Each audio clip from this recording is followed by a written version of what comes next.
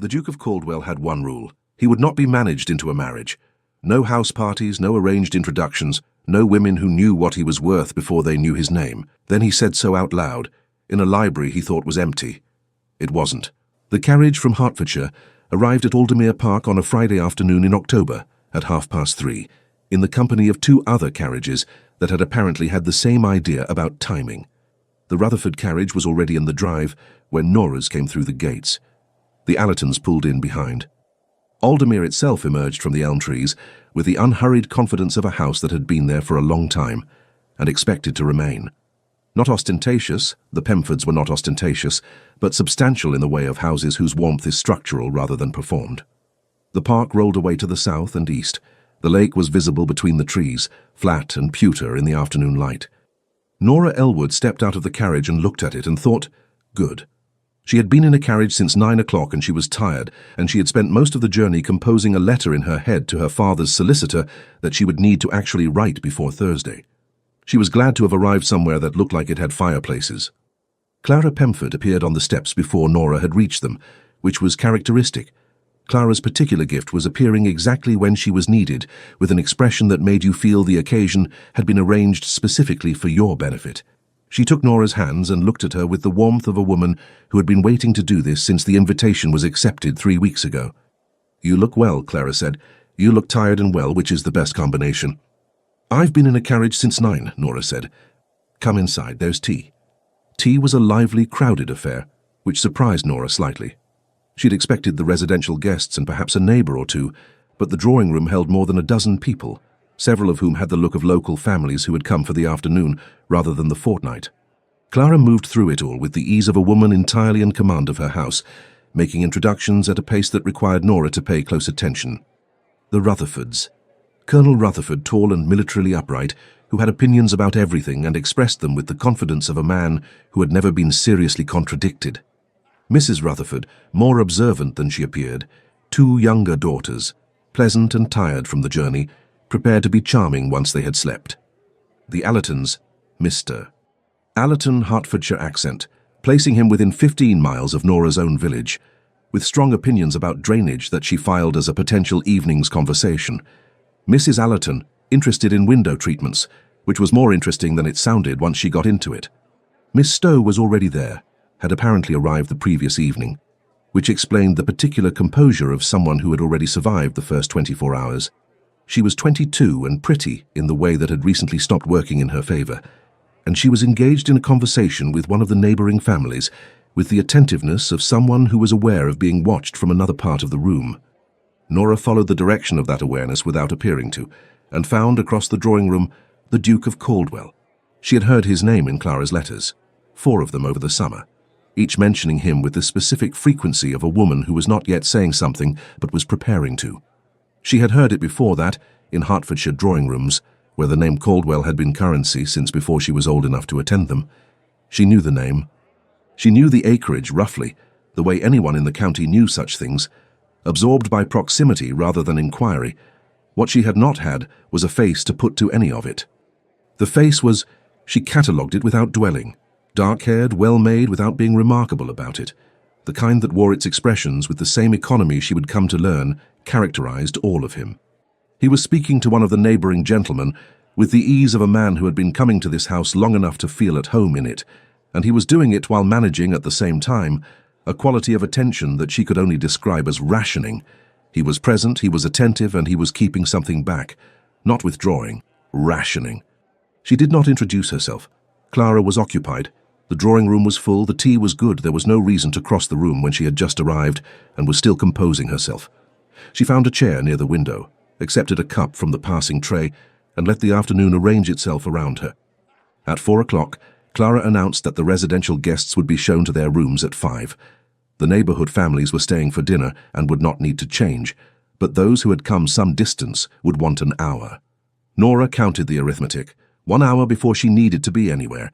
She looked at her tea, which she had finished. She looked at the drawing room, which was warm and full and required a particular quality of sustained cheerfulness that she was not certain she had in reserve.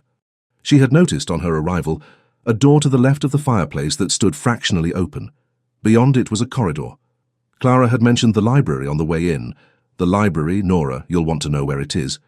And Nora had noted the location with the quiet gratitude of someone being handed a map to dry land. She set her cup on a passing tray. She went through the door. It was a good library. She had remembered this from her last visit, not the largest she had seen, but arranged with care rather than display. The volumes within reach rather than aloft, the chairs placed for reading rather than for being seen to read. The room was lit only by the corridor light and the last of the October afternoon through the windows, which was sufficient. She went to the third shelf, where the Virgil had been on her second visit and where it still was. She took it down. She settled into the window seat, pulled the curtain across without thinking, old habit, the instinct to make a small space inside a large one, and opened the book. She read 3 pages. She found herself thinking about the solicitor's letter instead. She let the book rest open on her knee and looked at the elm trees through the glass and considered whether the solicitor's suggestion was workable, which she was beginning to suspect it was not, which meant that her father's other suggestions would need to be returned to, which meant that the question of the autumn was not going to resolve itself, and the winter was going to require decisions she had been deferring since June. She had come to Aldermere to not think about this. She had been here for 40 minutes. She heard the library door open at 4:15. 2 sets of footsteps, one heavier, one lighter. She did not announce herself. The curtain was fully drawn now, she realized. She had drawn it all the way across without noticing, which was not what she had intended, and the window seat was a deep one. She was not visible from the door. She was not hiding. She had simply, in 40 minutes of accumulated distraction, made herself invisible by accident, and by the time she understood this, it was already too late to correct it gracefully. The footsteps crossed the rug, the sound of a decanter, the Duke's familiar hand with Pemford's crystal. "Not asking for your opinion on the matter," the first voice said, "and I don't care if it's Pemford's best brandy. I need it after that tea." "You never ask for my opinion." The second voice was easier, younger in quality, a friend, not a subordinate. "You merely tolerate it when I offer it, which amounts to the same thing with extra steps." Tolerate is generous. A pause, the sound of a glass set down. "She referred to my estate 3 times in 1/4 of an hour. 3 times, Farley. I was discussing the weather." "To be fair, your estate is—" "I am aware of what my estate is." A shorter pause. "I will not do it. Your mother—" "My mother may select her own husband if she finds the institution so essential." Farley made a sound that was almost a laugh. "That's dramatic." "It's honest." The first voice had not changed register, still pleasant, still unhurried, and the irritation underneath it more visible for being contained. "There is a woman in that drawing room who has been coached to secure my attention and is executing those instructions with dedication. I will not reward the enterprise. There are other candidates. Clara has invited half the county. I do not intend to fix on anyone." A sound she couldn't place, a book reshelved or a handset flat on wood. "I find the entire enterprise insulting. The presumption that I can be managed into a decision by a carefully arranged tea table—" "You could have declined." "I could not have declined." The voice shifted, fractionally. Not softer, honesty reaching the surface.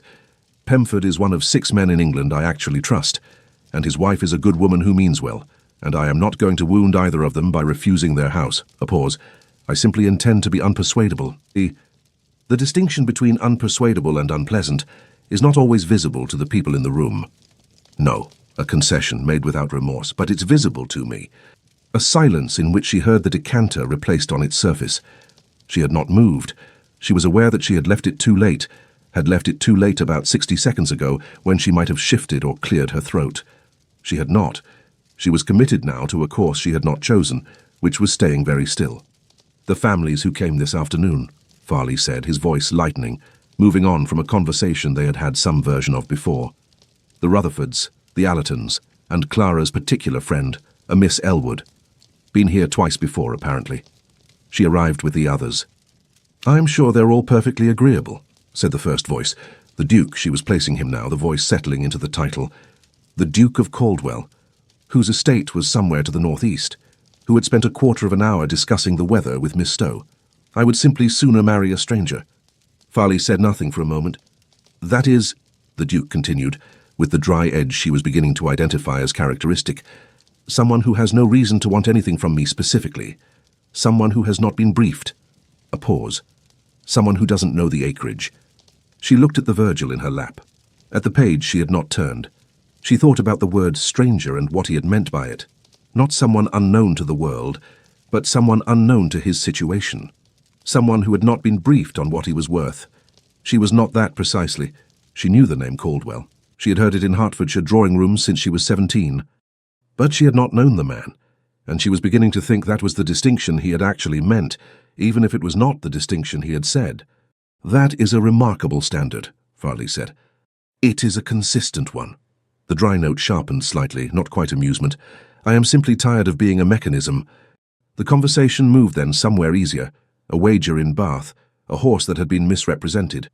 She stopped attending closely. She was looking at the elm trees through the glass, and she was thinking about the word mechanism and its uses and its relationship to a word she had used herself in her own head that same afternoon on the subject of her father and his options and the autumn that was not resolving itself. The footsteps moved back toward the door. The door closed. The corridor swallowed their voices. She sat for a long time in the window seat with the Virgil in her lap, not reading it. Then she rose, straightened her dress, and replaced the book on the third shelf precisely where she had found it. She smoothed the cushion.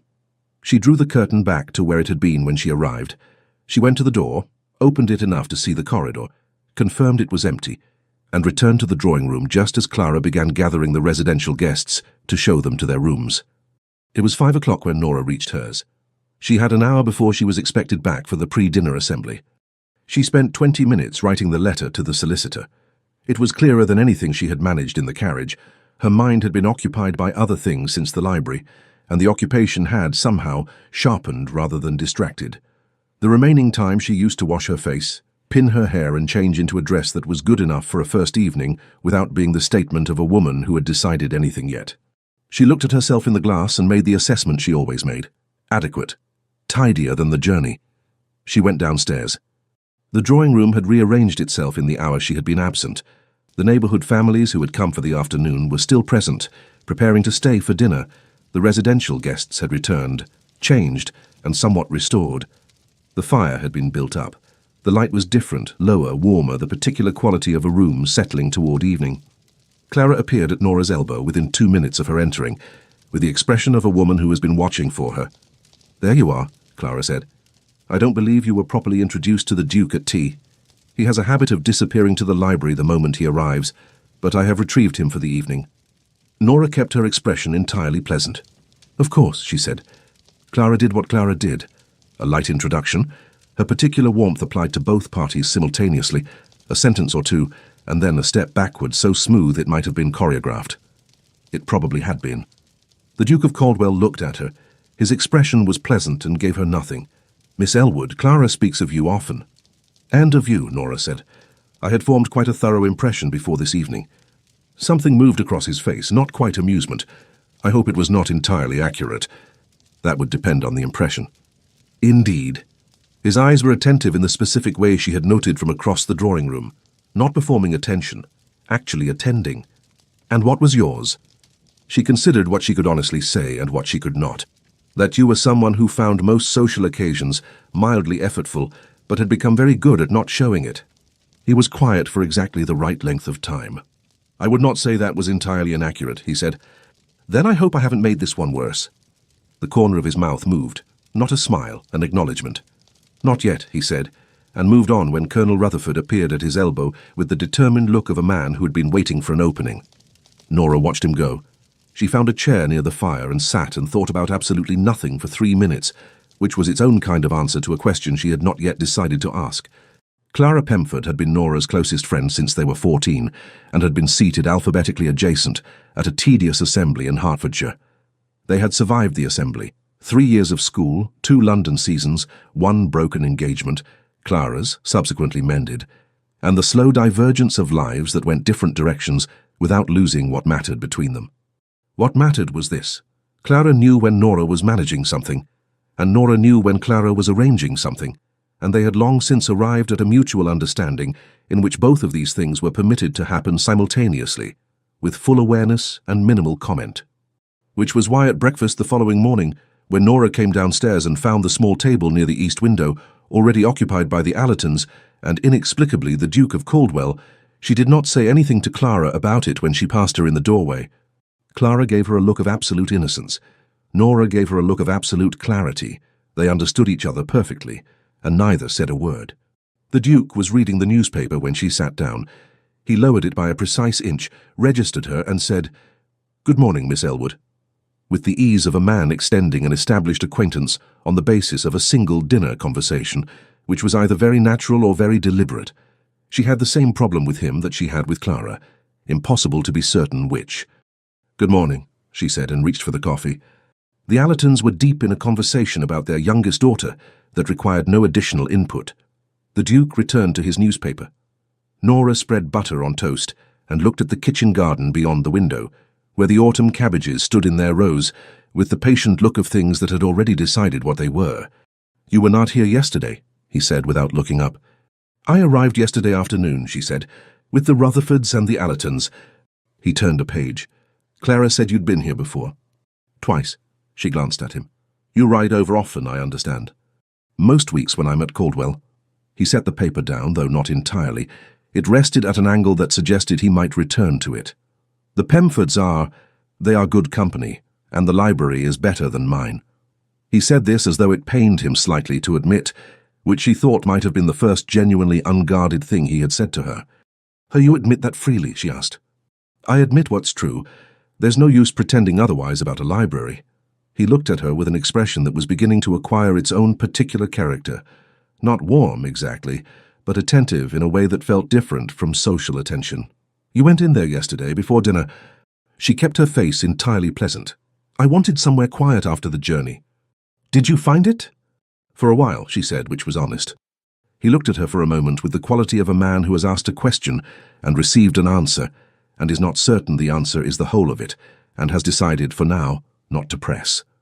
"Clara has strong opinions about seating arrangements," he said instead, glancing at the four-chaired table and its current occupation. "She does," Nora agreed. "Do you mind?" She considered the question. "I've found that minding takes more energy than it returns." He considered this with the seriousness she was beginning to suspect he brought to most things. "That's either very wise or very tired." "Most wisdom is," she said. "Tired, that is. It's how it gets made."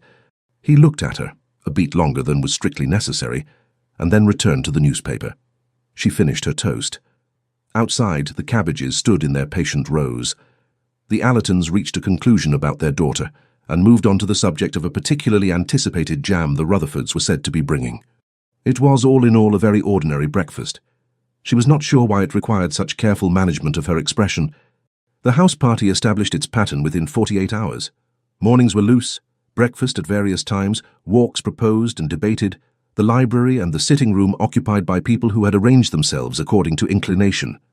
Afternoons tightened, rides for those who wanted them, or cards, or the excursion to the folly at the far edge of the grounds that everyone agreed was charming and no one felt urgently about. Evenings were the formal business of it. Dinner, then the drawing room, then the gradual dispersal of people who had been agreeable for long enough. The Duke rode over 3 times in the first week, once for the afternoon, once for dinner, once for most of a day that blurred from a morning walk through luncheon and cards, and only resolved itself into departure around 6. Clara received him each time with the warmth of a woman who regarded him as family, and the specific quality of someone who had arranged for him to be in the same room as a particular person and was monitoring the results. Nora watched the monitoring and said nothing. She was occupied with her own monitoring, which she was conducting with what she hoped was greater subtlety. He moved through the house party with an ease that was genuine rather than performed. She had been watching long enough now to be certain of this. He was good at people in the specific way of someone who was actually curious about whoever was in front of him when he chose to be, and who had learned at some cost when not to bother. He was patient with Colonel Rutherford, who repeated himself. He was attentive to Mrs. Allerton's views on window treatments with an interest she was fairly certain was authentic, because Mrs. Allerton was unexpectedly interesting on the subject of window treatments, and he was a man who managed an estate. He was courteous to Miss Stowe in a way that was neither cold nor encouraging, a precise calibration that probably required more skill than it appeared to. He was funny sometimes in the way that requires attention to catch. She caught it. She was not performing for him. She had decided this somewhere between replacing the Virgil and sitting down to the first dinner, and found that the decision, once made, was neither difficult nor costly. She had nothing to perform. She was here for Clara, and for the rest from Hertfordshire and the solicitor's letters and her father's options, and she had her own absorptions, a novel she had been meaning to read for months, a particular walk along the north edge of the grounds she had discovered on her second morning and intended to make habitual. It was on this walk, 4 days in, that she encountered him for the first time without other company. He was coming from the direction of Caldwell, which made sense given that Caldwell sat roughly 3.5 miles to the northeast, close enough to ride over in under half an hour, far enough that the ride was a choice rather than an errand. He had the look of a man who walked when he needed to think rather than for the exercise of it, and she recognized the look because she had the same one. She could have taken the fork that led back to the house by a longer route. She did not take it because there was no reason to, and taking it would have been exactly the kind of management she had decided not to perform.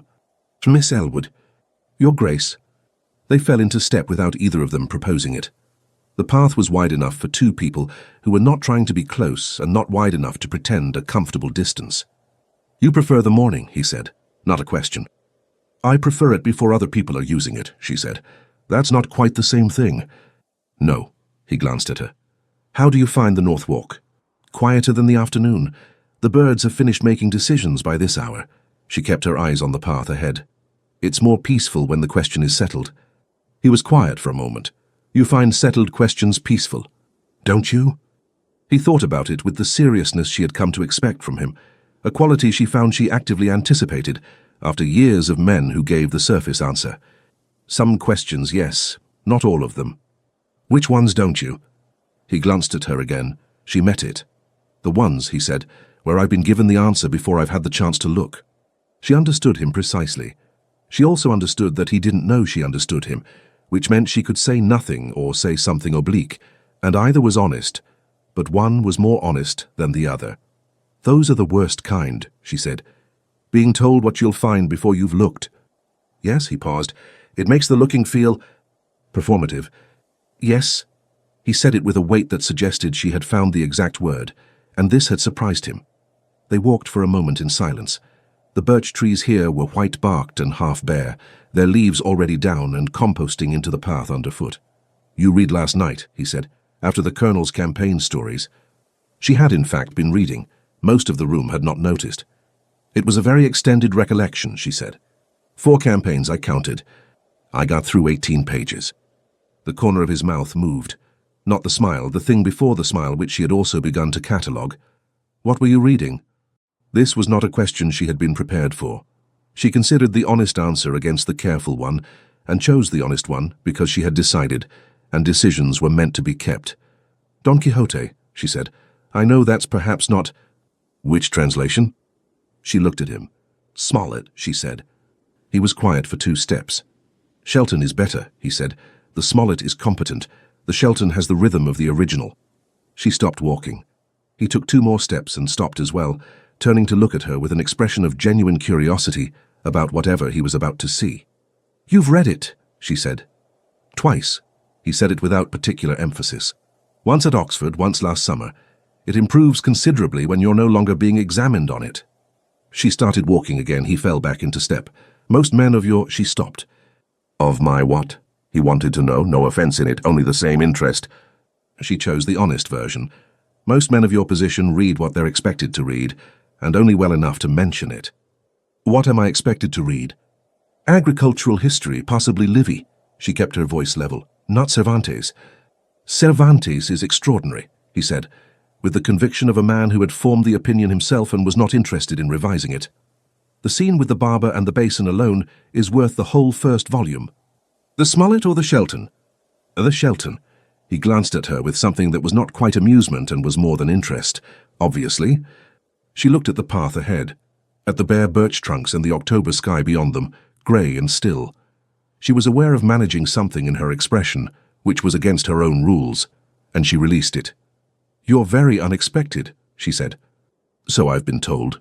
He said it without satisfaction and without modesty, which was its own kind of unexpected. "Usually it's meant as a warning." "I don't mean it as a warning," she said. He looked at her. She met it.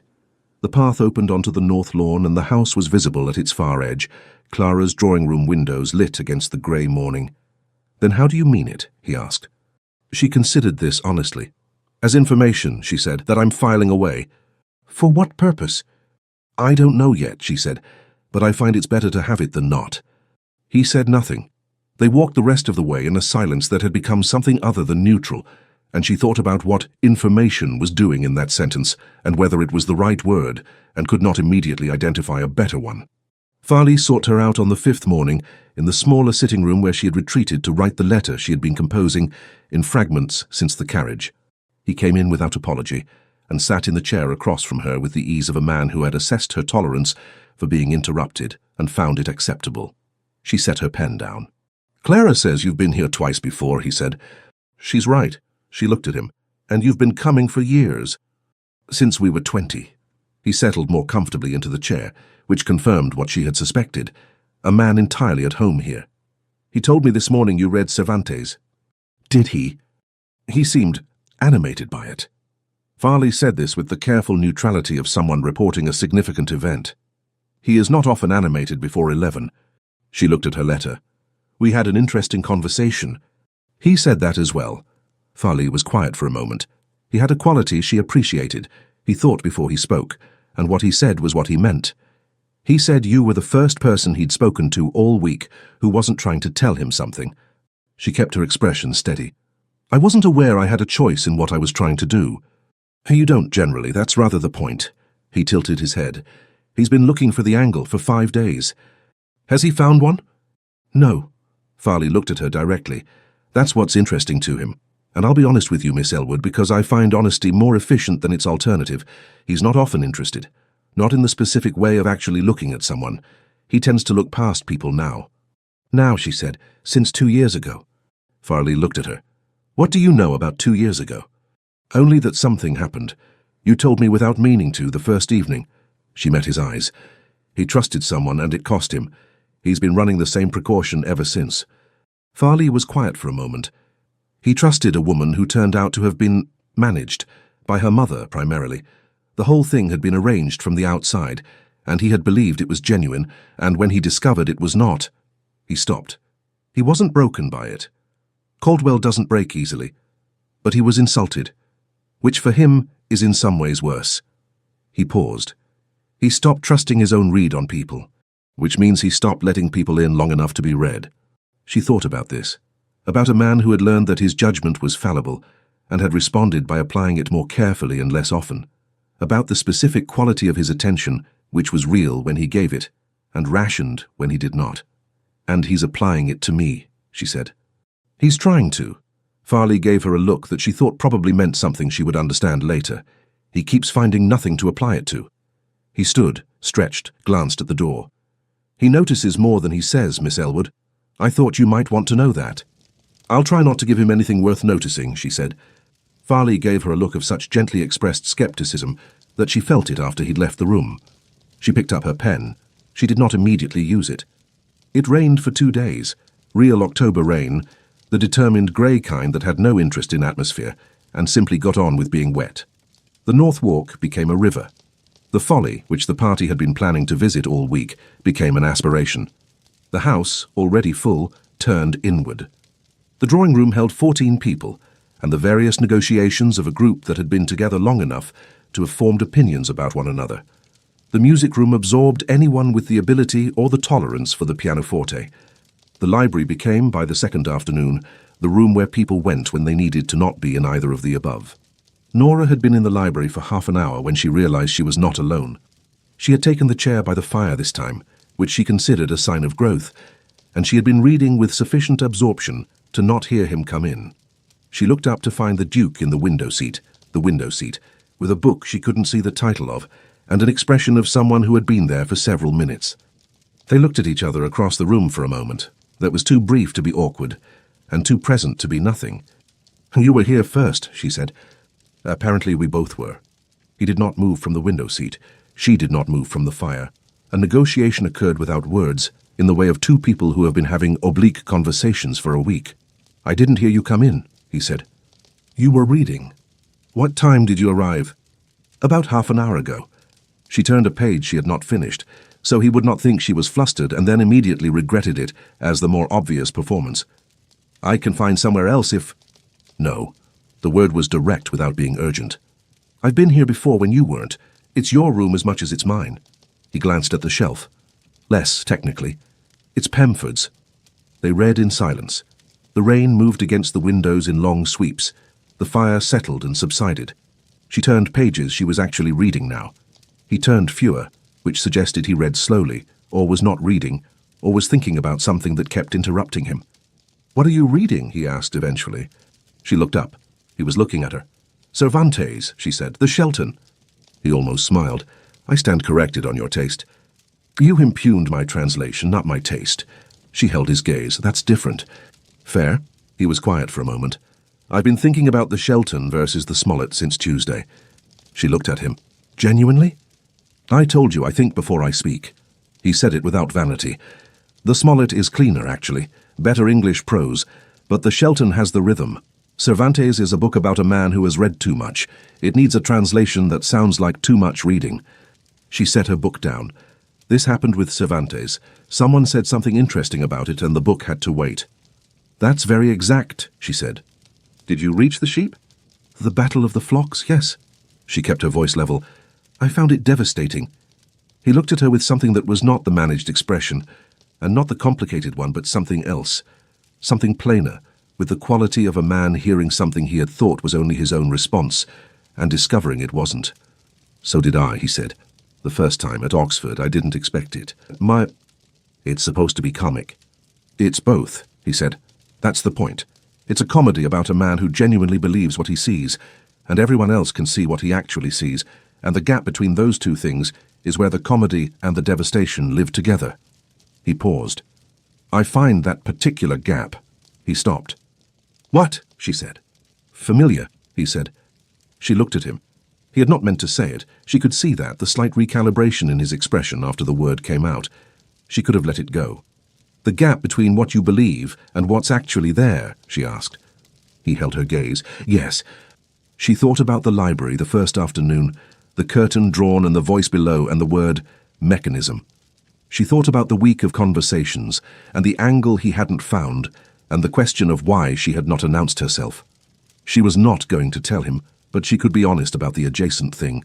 "I know that gap," she said, "though in my experience it runs the other direction. What's actually there turns out to be more than what I believed." He looked at her steadily. "More." "More interesting," she said. "More—" She paused. "More than the briefing suggested." He was quiet for a moment. Then, "What briefing did you have?" "Clara's letters," she said. "She mentioned you rather often over the summer." "What did she say?" "That you were very good, and that the house party would be interesting." Nora kept her voice even. She was not wrong on either count, which I find is rarer than it should be with Clara's predictions.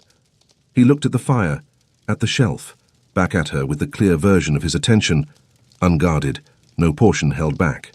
"And what did you think?" he said. "When you first—" He stopped, chose the word carefully. "When you first encountered the reality rather than the briefing." She thought about the dinner, about the management of his expression across the table, and the glimpse of what was behind it. "I thought you were more effortful than you were showing," she said, "and that the effort was for something worth protecting." She paused. "I thought you were keeping accounts." "Keeping accounts," he repeated. "Of what you gave and to whom?" She looked at him directly. "Most people don't bother. You do. That seemed worth noting." The fire settled. The rain ran down the glass. Neither of them spoke for a while, and the silence had the quality she had been noticing for a week. Not comfortable in the easy sense, but settled. The sort of silence that requires some trust to sustain. "You are," he said eventually, unexpectedly direct. "You said that on the morning walk."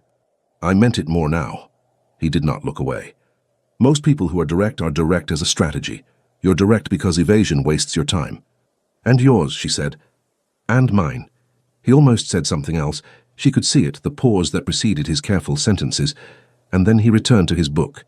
She returned to hers. They read for the better part of an hour in the warm library, while the rain did its thorough and indifferent work outside. At some point Clara opened the door. Nora heard it, did not look up, not immediately, and then looked up to find Clara in the doorway, taking in the two of them in their respective chairs with the fire between them, and the books in their laps, and the afternoon light going. Clara's expression moved through something rapid and arrived at satisfaction. She withdrew without speaking and pulled the door almost entirely closed. Neither of them said anything for a moment. "She means well," Nora said. "I know." He turned a page. "That is what makes it impossible to object to. The rain broke on the third morning, and Clara proposed the folly. The folly was agreed upon. 14 people distributed themselves into walking parties, the enthusiastic, the less enthusiastic, and Mrs. Allerton, who had decided the folly was within her capabilities and intended to demonstrate this. By an arrangement Nora had by now accepted as characteristic of this particular house party, she found herself in a group of 6 that included the Duke, Farley, Miss Stowe, the younger Miss Rutherford, and Mrs. Allerton. Miss Stowe came alongside Nora halfway across the grounds. She was 22 and pretty in the way that had recently stopped working in her favor, a knowledge that showed quietly around the eyes. She had been the designated candidate of the party since before it began, which was a position that required performing interest while receiving courtesy, and Nora had been watching this process with a sympathy she had not been asked to offer. "You and the Duke speak easily," Miss Stowe said. She said it without accusation, more like confirming something she had been observing. "We've had some conversations," Nora said. "He speaks to you as though you're ordinary." She said it as a compliment. "Not," she paused. "Everyone I know speaks to him as though he's a category. He seems to know it. It makes him careful."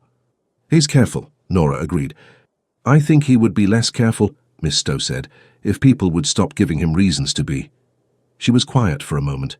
They were crossing the south lawn, the folly visible at the tree line, the October light flat and golden on the grass. "I don't think this was ever going to work," she said. "He and I don't say that unhappily. I say it because I think it's true, and I find it more restful to say true things." Nora looked at her. There was more in her than a house party had given her room to show. "That seems like a reasonable policy," she said. Miss Stowe smiled, a real one briefly.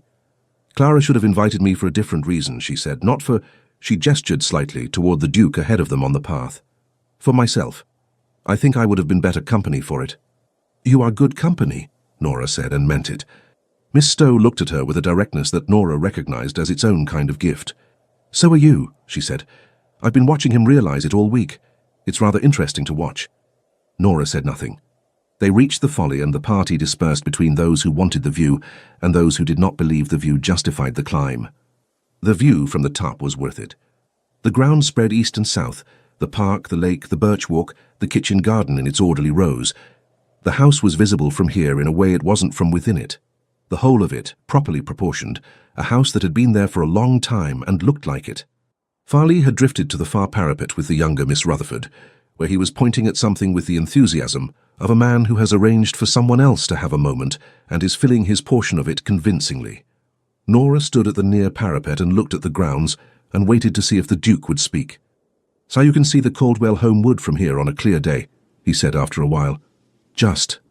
He nodded south. She followed his gaze. The horizon was hedgerows and fields, and at its edge the dark line of trees that was the beginning of someone else's park. 3.5 miles, he said. "Do you spend most of the year there?" "Nearly all of it." He was looking south with the expression he had when he spoke of his estate, attached and burdened simultaneously, and aware of both. "It requires attention."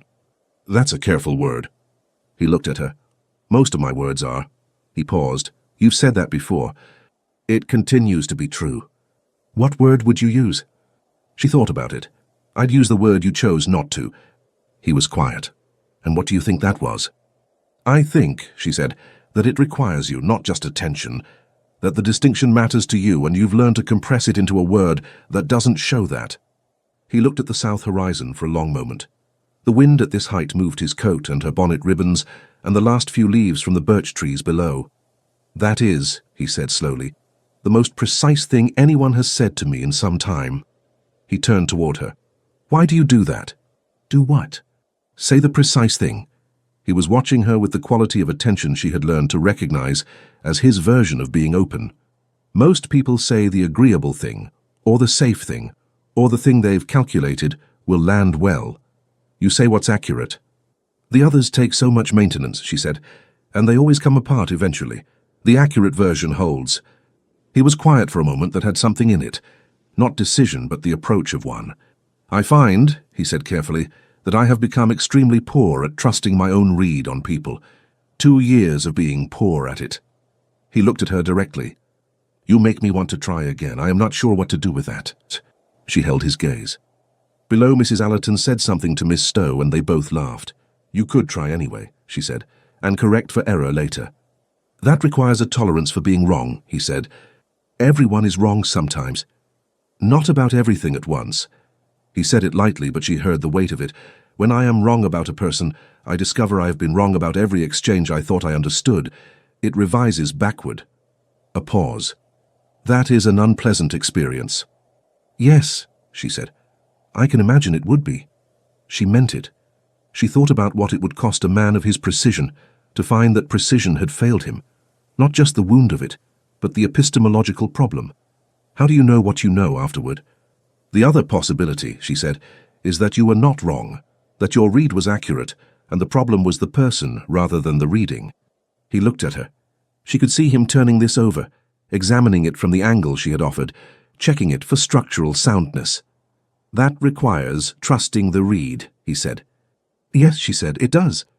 Farley called something from the far parapet. The moment opened and dispersed into the general party, and Clara's voice rose from below with the news of tea and apples, and the younger Miss Rutherford headed for the stairs with enthusiasm. The Duke looked at Nora for a moment that was slightly longer than required. I'll consider it, he said. That's all I suggested, she said.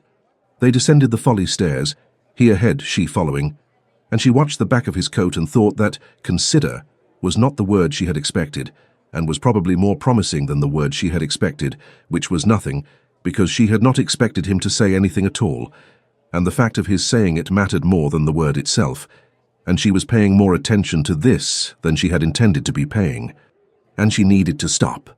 She stepped out into the October air and went in for tea.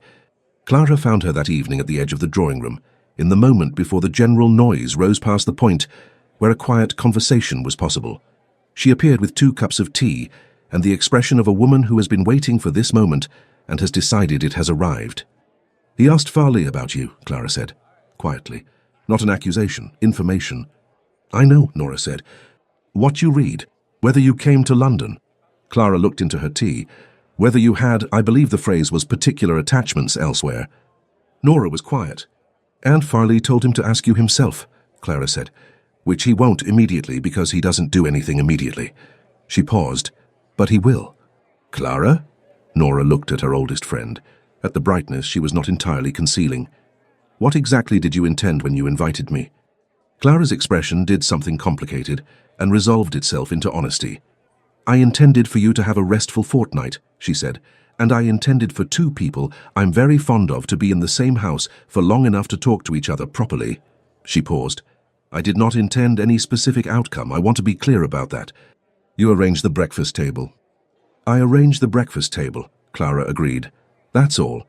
She looked across the room to where the Duke was speaking to Colonel Rutherford with the patience of a man doing a genuine small kindness. He's been careful for a very long time, Nora. Long enough that careful has started to look like his actual disposition, and it isn't. It's just what he's been using. She paused. I thought you might be the sort of company where he could put it down for a bit. Nora followed her gaze. The Colonel was gesticulating. The Duke was nodding with the quality she had been watching all week. Not absent, not managing, present, but rationing. Being there without being unguarded, holding the balance of it. And is he? She asked, putting it down. Watch his face when he thinks no one's looking, Clara said simply. She moved away toward Mrs. Rutherford, taking her tea and her discretion with her.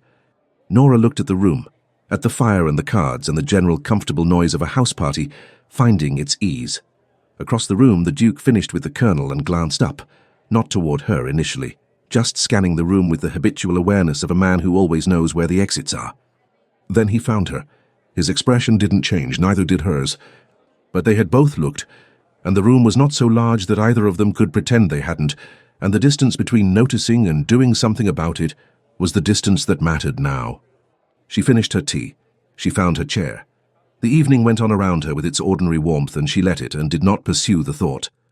But she did not quite release it either. The second week at Aldermere had a different quality from the first. The first week was discovery, the tentative mapping of who occupied which room at which hour, whose conversation repaid pursuit and whose required management, where the drafts came from, and which chairs were placed too close to them. The second week was something else.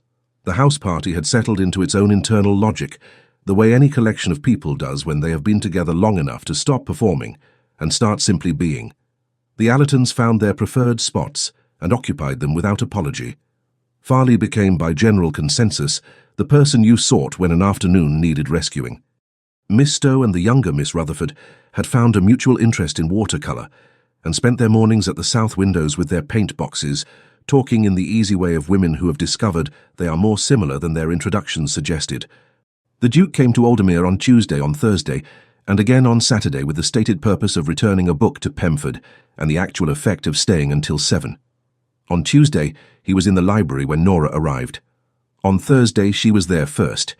On Saturday, they arrived within minutes of each other, and neither of them commented on the coincidence, which was its own kind of comment. What happened in the library across those 3 visits was this. They talked about books, which became talking about ideas, which became something that could not be reduced to either.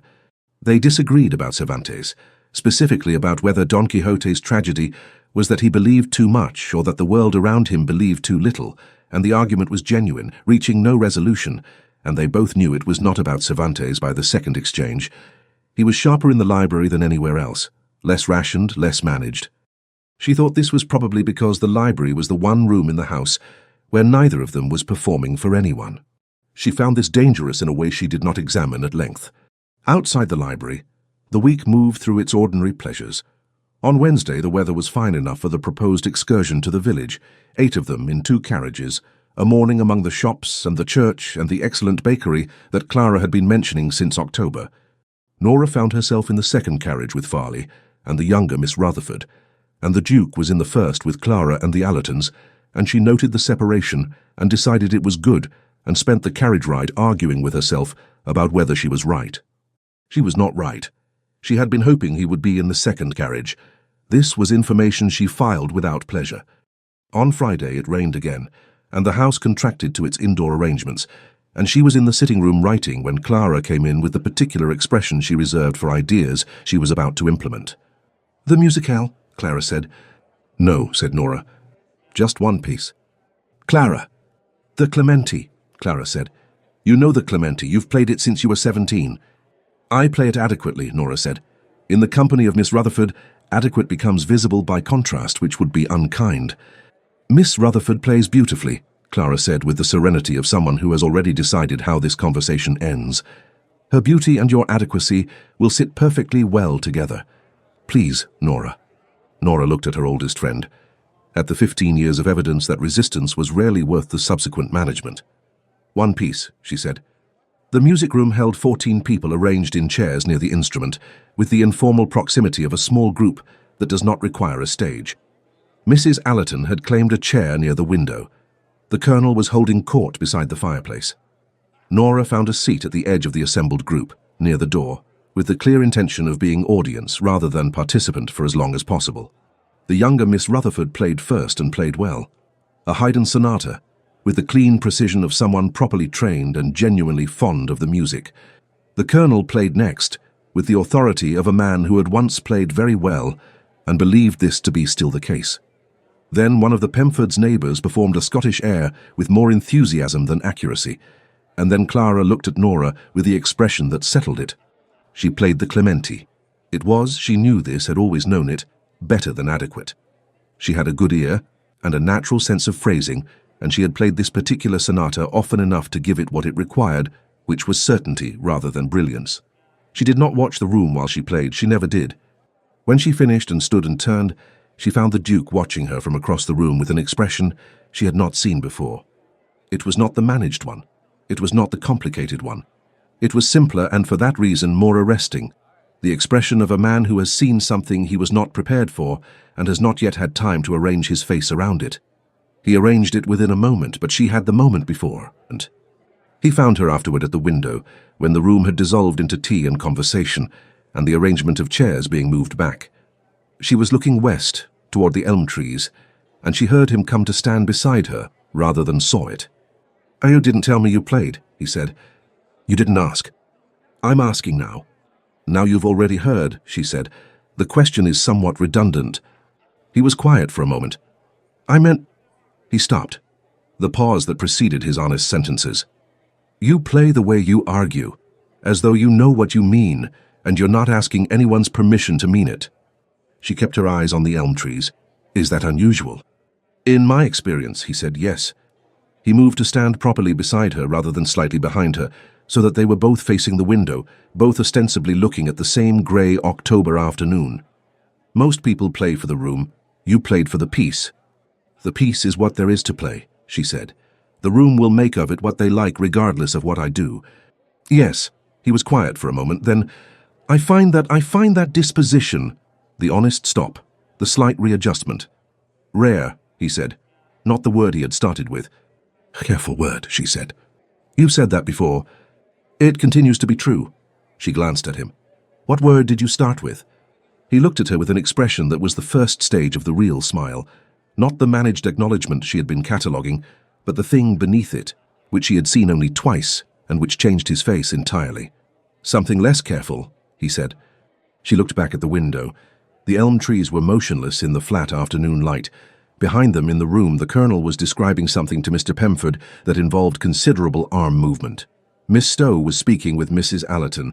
Farley was watching Nora and the Duke from across the room, with the specific expression of a man who has placed a quiet wager with himself and is monitoring the outcome.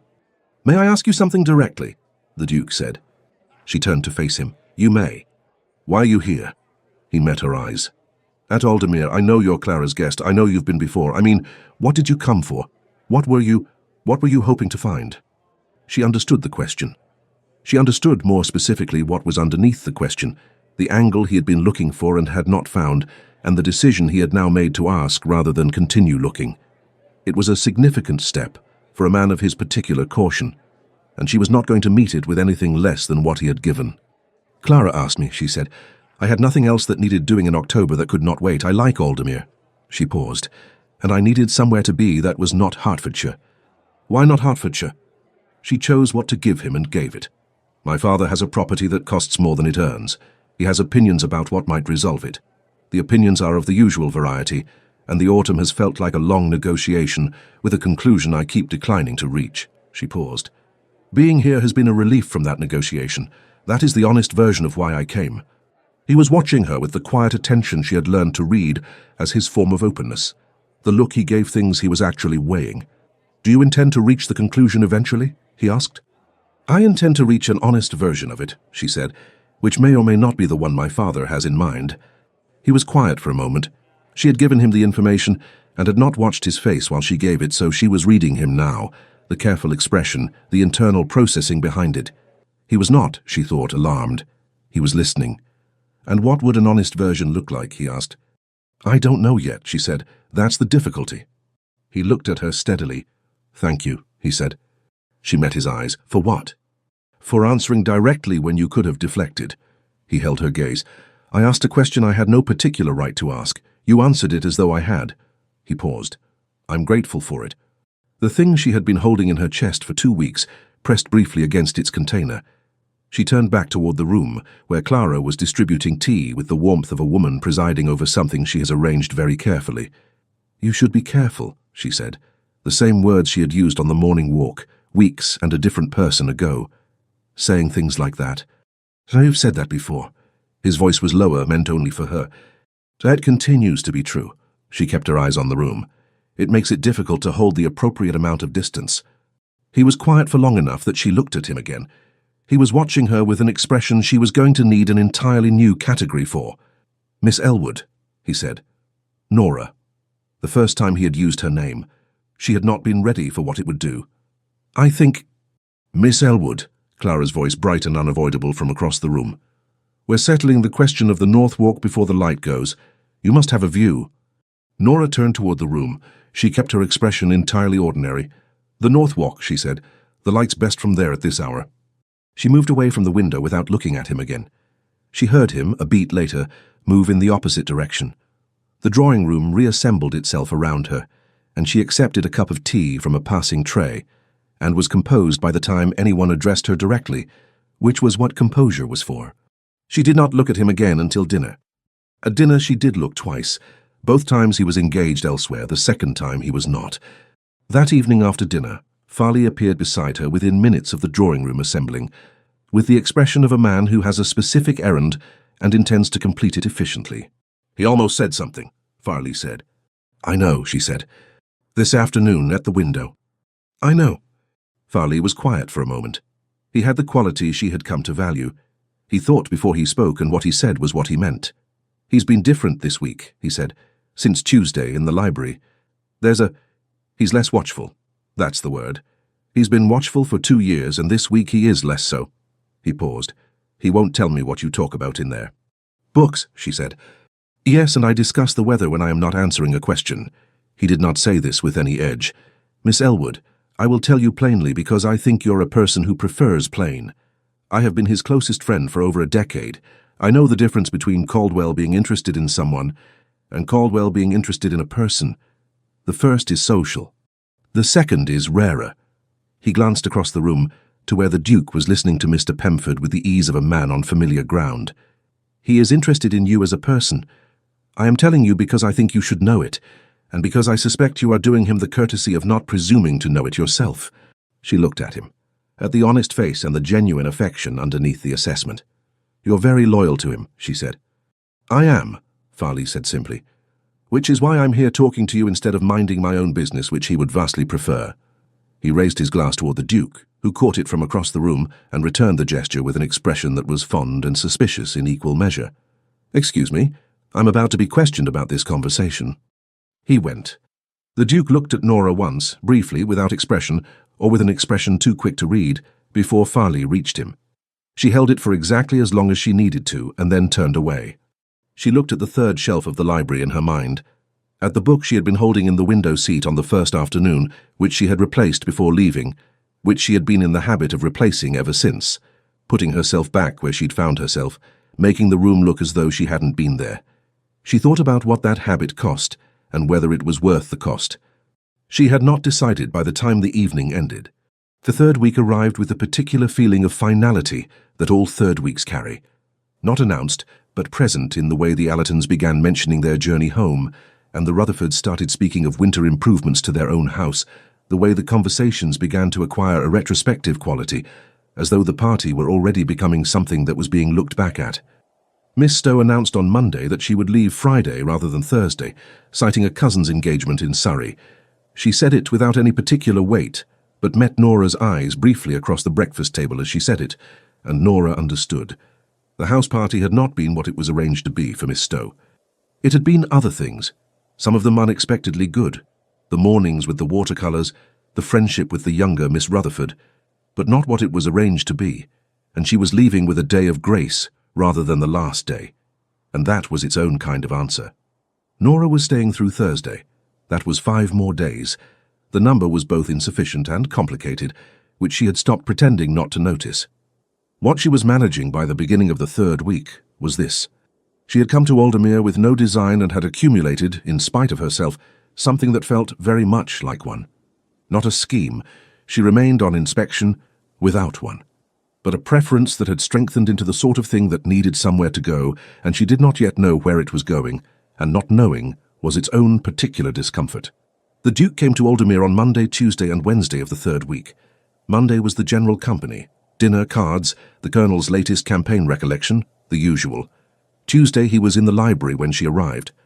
He looked up and said nothing, and they read for an hour and then talked about the Battle of the Sheep. They had both now reached it, and agreed that it was both devastating and comic, without resolving which of those it was more, which was the same argument they had been having since the first week, and which Nora had concluded they would probably never settle, and had further concluded she did not particularly want to settle, because settling it would end the argument. Wednesday was the afternoon in the garden. It had not been planned. She had gone out after luncheon because the light was good, and she had been indoors since morning, and her mind needed weather. She took the kitchen garden path because it was sheltered, and she knew it. The Duke was at the gate when she arrived. He had ridden over for the morning. She had seen him briefly before luncheon, in conversation with Pemford about something to do with the tenant farms, and had apparently not yet left. He had the look of a man who had also needed weather, and had found the same path. "Miss Elwood," he said. "Your Grace," she nodded at the gate. "Were you going in or out?"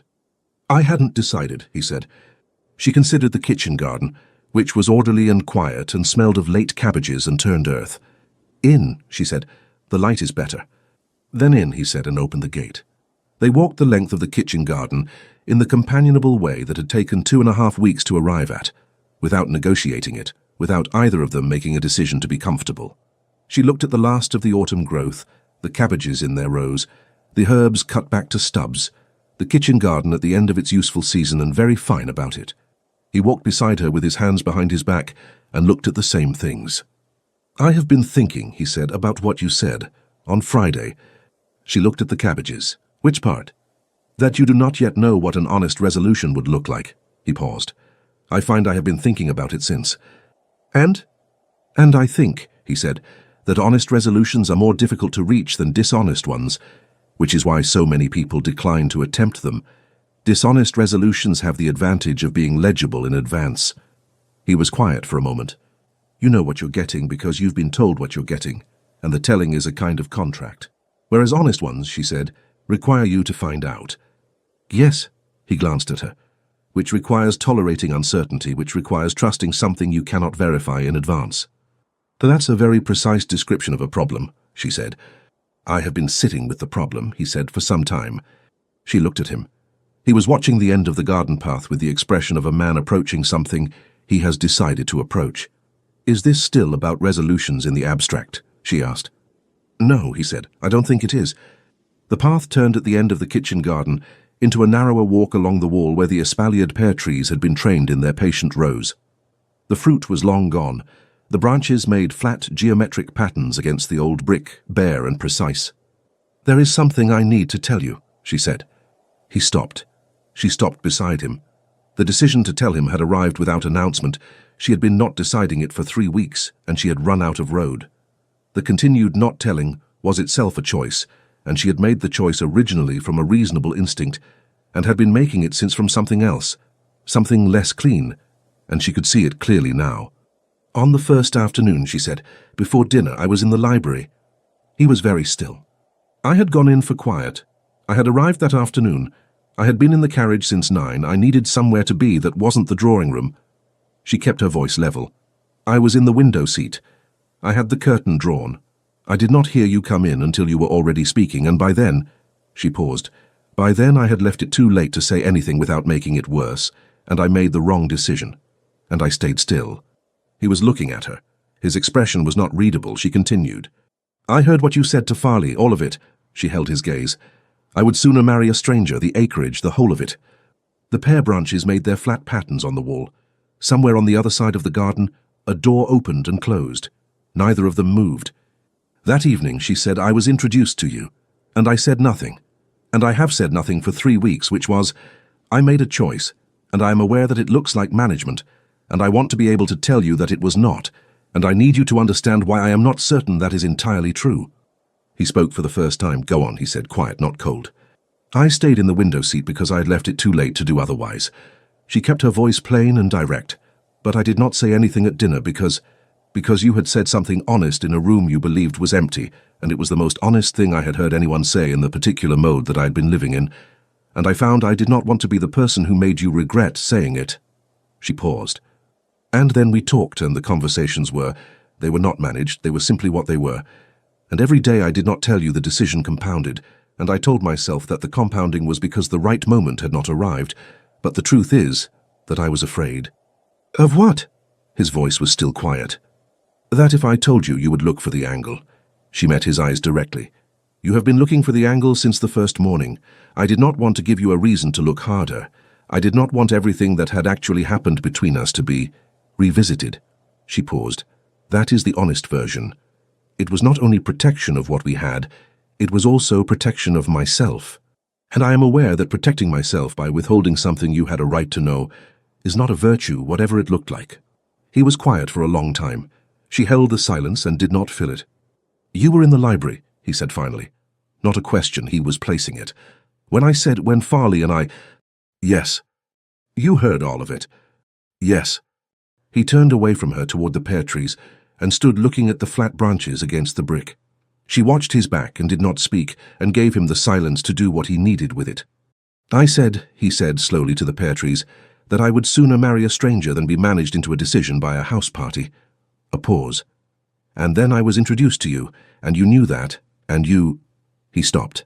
Every conversation, the morning walk, the library. He turned back. The Cervantes. "All of it real," she said. None of it managed. I want you to be able to believe that.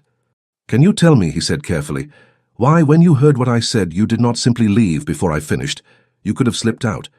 Yes, she said, I could have. Why didn't you? She thought about the window seat, the elm trees, the Virgil in her lap, the voice she had not expected to hear saying something she had not expected anyone to say aloud. Because, she said, you said mechanism. That is the word you used for what you did not want to be. And I had used that word myself in my own head that same afternoon about my own situation. She held his gaze. I heard someone name the thing I was in the middle of, and I could not make myself move. He looked at her. The expression was still not fully readable. She was watching the layers of it, the rapid internal processing she had learned to recognize. He was not angry.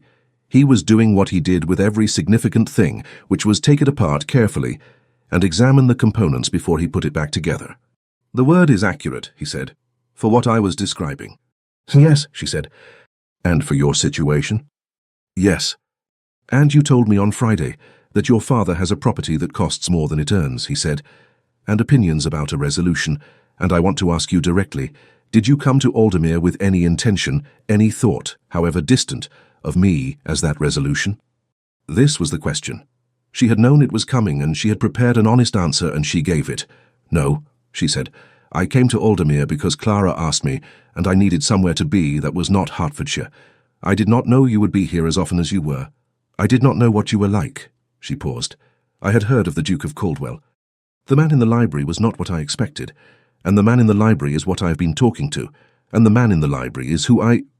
She stopped. Who you what? He said. She looked at him. The careful word or the true one. She had been choosing the careful word for 3 weeks, and she was standing in a kitchen garden in October, and she was tired of the careful word. Who I find I am not indifferent to, she said, which I did not plan, which is, I think, more verifiable than any planned thing would be. But I am aware that you cannot simply take my word for it. He was very still for a moment. Then he said, the book.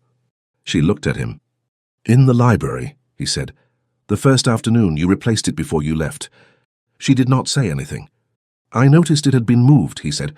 The following week, the Virgil on the third shelf, I assumed it had been displaced and I put it back. He looked at her with the clear expression, the one she had no prior name for. And then on Thursday, when you were in the library, I was reading it. You came in and we spoke, and you looked at the shelf, and then you looked at me, and I could not read your expression, and I have been trying to read it since. A pause. Now I understand what it was. She thought about that Thursday, the moment of finding him with the Virgil, the careful management of her face, the conversation they had had about something else entirely. I'm sorry, she said. Don't be. He said it without hesitation. She looked at him. You're not angry. No. He said it with the simplicity of a man who has examined the question and returned a verdict. I was, for the first moment, when you began to speak, I was bracing for something I have been braced against for 2 years. He paused. And then you kept speaking. And it was not what I have been braced against. It was someone telling me an uncomfortable truth, because they had decided the truth mattered more than the discomfort. He looked at her steadily. I know the difference. She held his gaze. The kitchen garden was very still around them, the pear branches making their patient patterns, the October air clean and cold. Do you? She said. Yes, he said. I have learned it at some cost, but I know it. She exhaled. She had not realized she had been holding it, the breath. I was afraid you wouldn't, she said. I know you were. He looked at her with the expression that she now understood was simply his face when he was not managing it. That is... He stopped. The honest stop. That is itself a kind of evidence, he said, that you were afraid, because you wouldn't have been afraid if it didn't matter whether I believed you. She looked at him, at the precise, careful man who had taken apart what she'd given him and found the structure of it. That's very exact, she said. It's your own argument, he said. The accurate version holds. You said that in the library. He paused. I have been thinking about it since. She looked at the pear trees, at the flat branches and the old brick and the pewter sky above the garden wall. She thought about 3 weeks of conversations and the word mechanism, and the library on the first afternoon, and the small particular shock of hearing someone tell the truth in a room they believed was empty. I need to say one more thing, she said. Say it. My father's situation, the property, the resolution he wants, I am not going to pretend it doesn't exist. It exists. It will continue to exist, regardless of anything else. She held his gaze. And I want to say something about the word you used in the library. Stranger. I am not a stranger in the sense you meant. I grew up in Hertfordshire. I have heard your name and your title discussed in drawing rooms since I was 17.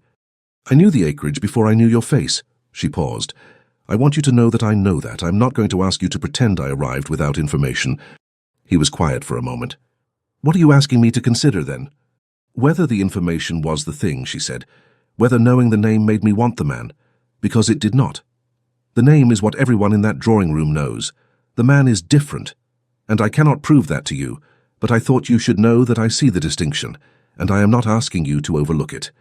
He looked at her for a long time. No, he said. She looked at him. No, he said again, not harshly. With the precision of a man who has thought about this before she raised it. I have spent 2 years testing for that particular contamination. I know what it looks like, and I know what this looks like, and they are not the same. He held her gaze. Your father's situation is your father's situation. What I think of you is what I think of you. I am capable of holding both, without letting the second be explained by the first. She was quiet. Unless, he said, you are telling me that what you feel is explained by the first, that it is the first. No, she said. Then we agree, he said, that it isn't. She looked at him, at the man who was watching her with the clear expression and not blinking and not retreating. She thought about what it took, for a man who had retrained himself not to trust his own reading of people, to stand in a kitchen garden and say, we agree with that particular steadiness. I find, she said, that I have not been able to look for the angle in you either. I tried in the first week. I tried to find the thing that would make you more manageable. Did you find it? No, she said. Good, he said. He closed the distance between them. Not quickly, nothing urgent about it. No sense that he hadn't considered every step. He stopped in front of her at a distance that was not appropriate for general conversation, and looked at her with the expression that was simply his face, and then he took her hand, which was not gloved. She had come out without gloves, in the thoughtless way of someone who had gone out for weather rather than company, and held it with a deliberateness that was characteristic of him, and which she had come to understand as the way he touched anything he meant. I would like very much, he said, to know you for the rest of my life. If you are willing, if you would do me the honor of marrying me, I would not waste it. She looked at him, at the careful sentence and the uncautious meaning inside it, at the man who had spent 2 years learning to be careful and had just chosen, in a kitchen garden in October, to be something else. Yes, she said. He looked at her. You're certain? I am a direct person, she said. You knew this. I did, he said. I find I'm grateful for it. He did something she had been waiting for without knowing she was waiting for it. The real smile, the full one, the one that changed his face entirely and which she had only seen twice before and which remained, on both previous occasions, and on this one, entirely arresting. You're very efficient, he said. I've told you, she said. Evasion takes too much maintenance. He raised her hand and pressed his lips to it with the same deliberateness, the gesture saying what the careful words hadn't quite, or saying it again in a register that left less room for interpretation. The kitchen garden stood around them in its orderly autumn bareness, the cabbages in their rows, the pear trees in their patterns, the old brick wall holding all of it. She was cold from the air and the walk, and he was warm, and there was a very simple solution to the distance between those two facts. He found it. She did not object. The kiss was deliberate, not urgent, not tentative, with the quality of a decision fully made. She had not been planning for it, which meant she had no management prepared, which meant that what she felt was simply what she felt, which was in some ways easier and in other ways more. When he lifted his head, he looked at her with a clear expression and did not say anything. Neither did she. The kitchen garden was very still. We should go in, she said eventually, before Clara sends out a search party. Clara, he said, knows exactly where we are. Yes, Nora said. She arranged it. He laughed, a real laugh, brief and genuine, the first she had heard from him, and she filed it immediately in a category with the real smile, the category of things she had not expected and was going to keep. She did, he agreed. They went in. The elm trees stood in their rows behind them, and the kitchen garden went back to its quiet business, and the afternoon did not appear to have noticed anything particular had occurred in it, which was the great advantage of October afternoons. Caldwell in February was a house that knew what it was. Nora had grown up in a house that made excuses for itself. The Hertfordshire property, her father's pride and anxiety both, always under small repair, always apologizing in the way of houses that want to be grander than they are. She had spent 24 Februaries understanding its logic, its drafts, the particular creak of the east stair, the way the morning room was cold until 11, regardless of how early the fire was laid.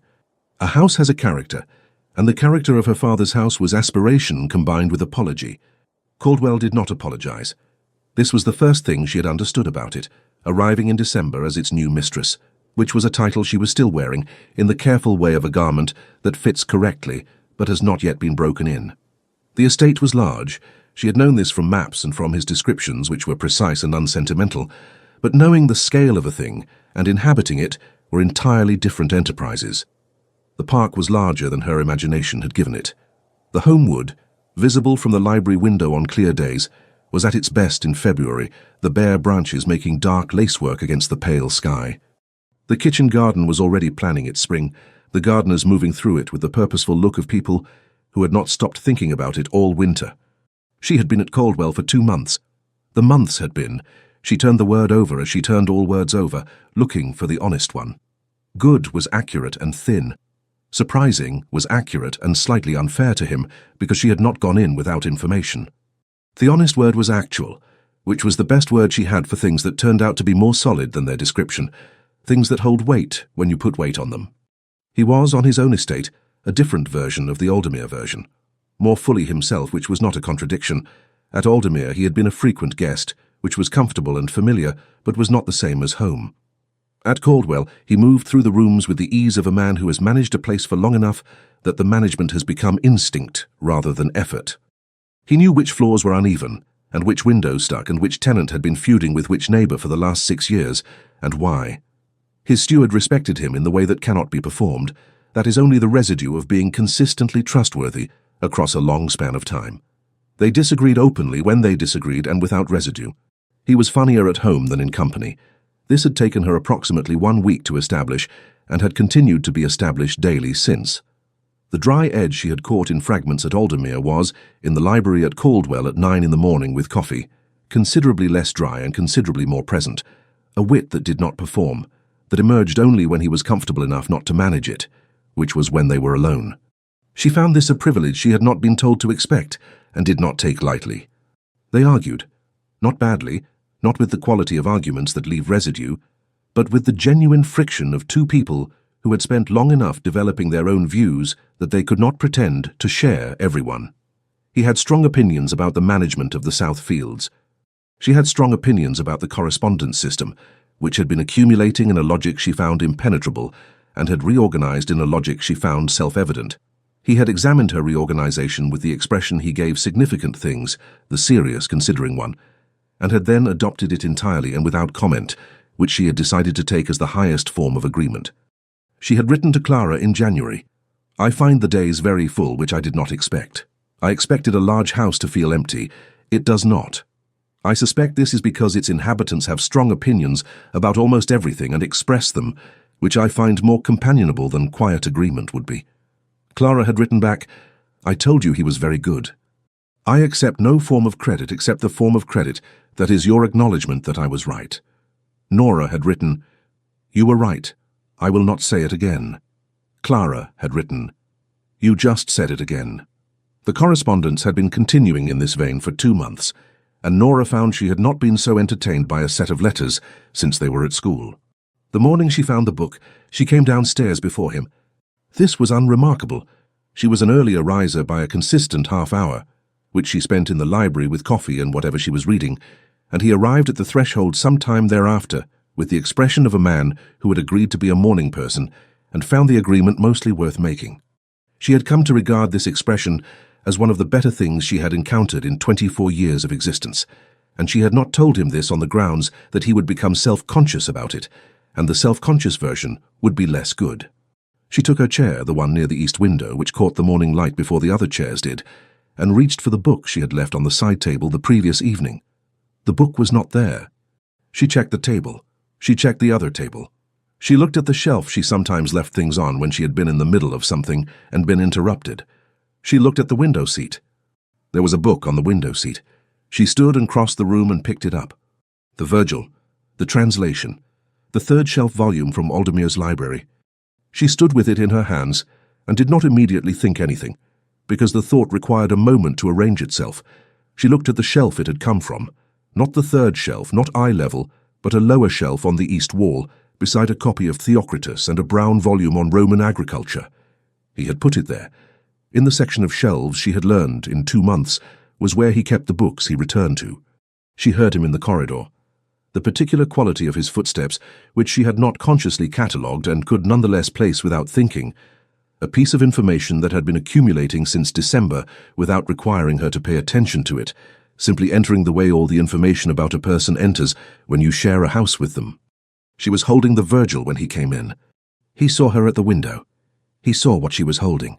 His expression moved through something brief and arrived at the clear one, not startled, not self-conscious, the expression of a man who has done something intentional and is encountering the moment of its being known, and finds the moment acceptable. He came into the room and closed the door. "You moved it," she said. "Yes." It was Clara's. She looked at the book in her hands, at the worn cover, the familiar weight. "It belongs to Aldemir's library." "I wrote to Clara in December," he said. "I asked if I might have it. She replied by return post. She was—" He paused. "She said she would send it immediately, and that she was very pleased to have been asked, and that she hoped I would give her regards to you. And then there were 4 additional lines about how she had known from the first week that things would—" He stopped. The letter was characteristic. Nora looked at him. "What did you tell her you wanted it for?" He crossed to his chair, the second chair across from hers, and stood beside it in the way he had when he was having a conversation he intended to have properly, rather than in passing. "The truth," he said, "that it was a book I wanted in my library." She looked at the shelf where he had placed it, the Theocritus, the brown agricultural volume, the Virgil between them. "You put it with the books you returned to," she said. "Yes." "Why?" He was quiet for a moment. Not because he didn't know the answer. She could see that he knew the answer and was deciding how to give it. "Because," he said, "on the afternoon I first came into that library and found you were already there, or had been, and the curtain was drawn and I did not know, I picked up the Virgil from the third shelf, and I read it. Not for Virgil." He held her gaze.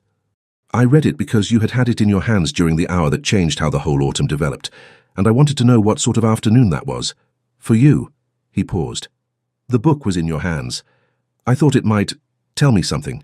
She stood very still with the Virgil, and thought about that Thursday in the second week, the afternoon she had walked into the library, and found him with a book she couldn't see the title of, the careful management of her face, the conversation they had conducted afterward, about something else entirely, the relief when he did not ask her directly what she was thinking.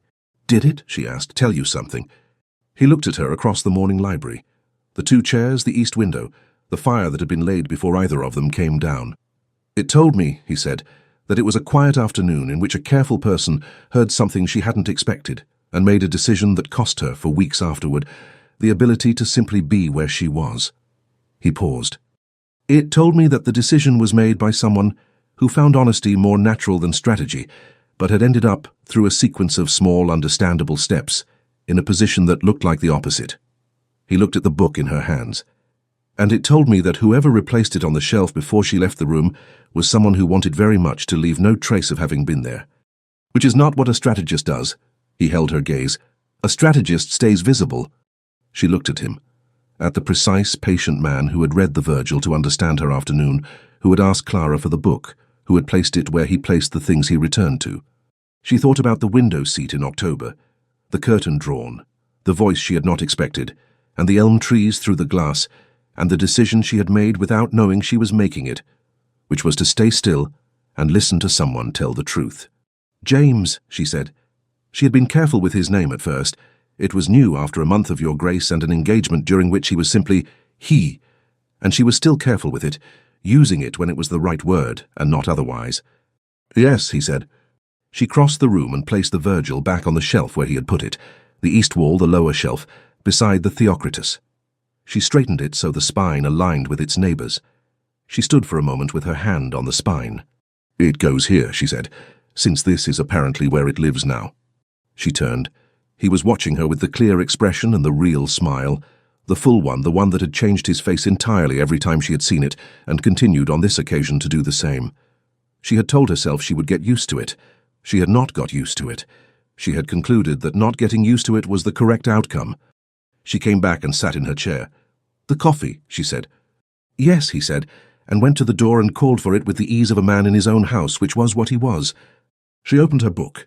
She looked at the page without reading it for a moment, in the way she had looked at the Virgil in October without reading it, with a mind occupied by something that required no text. The fire was good.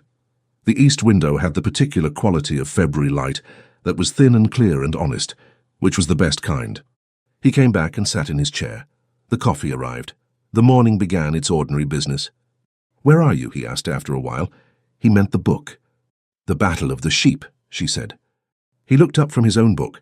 She did not meet his eyes immediately. She let him look and let the moment sit, and then she looked up, and he had the full smile, and she had not got used to it, and she was not going to. "Read me the passage," he said. She found it and read it to him, the Shelton which he had been right about, which he did not remind her of because he was not that kind of man. Outside the window, the February morning did its thin, clear work on the Caldwell Park and the home wood, and the kitchen garden was planning its spring, and the Virgil sat on its shelf between the Theocritus and the book about Roman agriculture, doing what it had always been doing, which was holding a particular afternoon still so that it could be returned to. She finished the passage and set the book down. He was looking out the window with the expression he had when he was turning something over, the serious, considering one. And she watched him do it, which was one of the better things about the mornings. "Well," she said. "Comic and devastating," he said, simultaneously. "I told you," she said. "How you did," he agreed. "I find that is quite often true." She looked at him. He was looking at her now with the clear expression, which was simply his face when he was not managing it, which was every morning in this library, and most evenings and certain particular moments scattered through the days, moments she had stopped trying to predict and had started simply waiting for, because they arrived more reliably than predicted things and were better for the waiting. "Good morning," she said. "Good morning," he said. They went back to their books. Outside, the February light did what February light does, thin, clear and steadily, without apology, becoming March. Don't forget to like and subscribe, or at least leave a comment if you enjoyed the story.